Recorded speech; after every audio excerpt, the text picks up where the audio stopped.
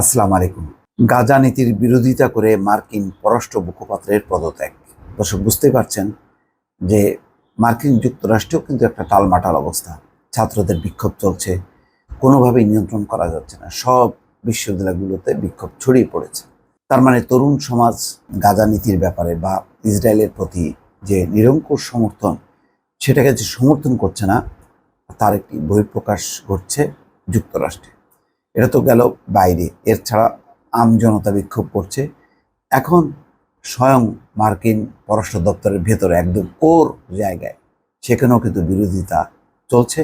তারই প্রতিফলন হচ্ছে এটি যে একজন মুখপাত্র, তার নাম হচ্ছে হালা রাহারিক, তিনি পদত্যাগ করেছেন। খবরে বলা হচ্ছে যুক্তরাষ্ট্রের গাজা নীতির বিরোধিতা করে দেশটির পররাষ্ট্র মন্ত্রণালয়ের আরবি ভাষার মুখপাত্র হালা রাহারিক পদত্যাগ করেছেন।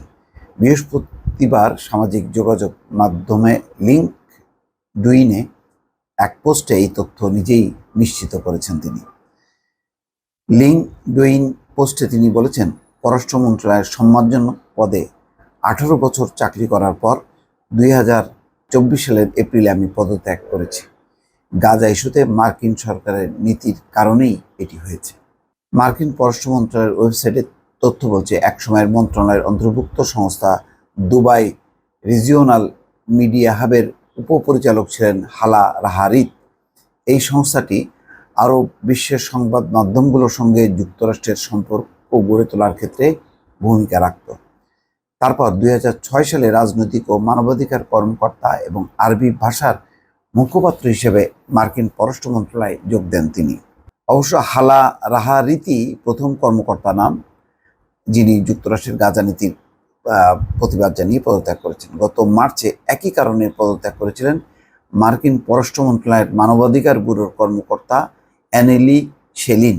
তার আগে গত জানুয়ারিতে পদত্যাগ করেছিলেন যুক্তরাষ্ট্রের কেন্দ্রীয় শিক্ষা মন্ত্রণালয়ের জ্যেষ্ঠ কর্মকর্তা তারিক হাবাস।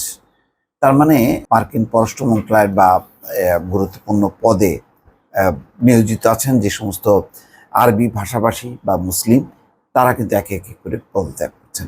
এটি হচ্ছে ফিলিস্তিনি জনগণের প্রতি তাদের যে ভালোবাসা, তাদের যে একটি একাত্মতা, তারই কিন্তু বহিঃপ্রকাশ। কেননা এই ধরনের নজিরবিহীন মানবাধিকার লঙ্ঘনের ঘটনা সাম্প্রতিক বিশ্বে একেবারেই বিরল, যেখানে কোনো কথা, কারোর কথা বা বিশ্ব জনমতকে, বিশ্বের সমস্ত অনুরোধ উপরোধ উপেক্ষা করে তারা একাধারে আগ্রাসন চালিয়ে যাচ্ছে, হামলা চালিয়ে যাচ্ছে। 34,000-এর উপরে নিরীহ শিশু, নারী তারা মারা গেছে। আচ্ছা, এই ইস্যুতে প্রথম যে মার্কিন কর্মকর্তা পদত্যাগ করেছিলেন তার নাম জশ পল।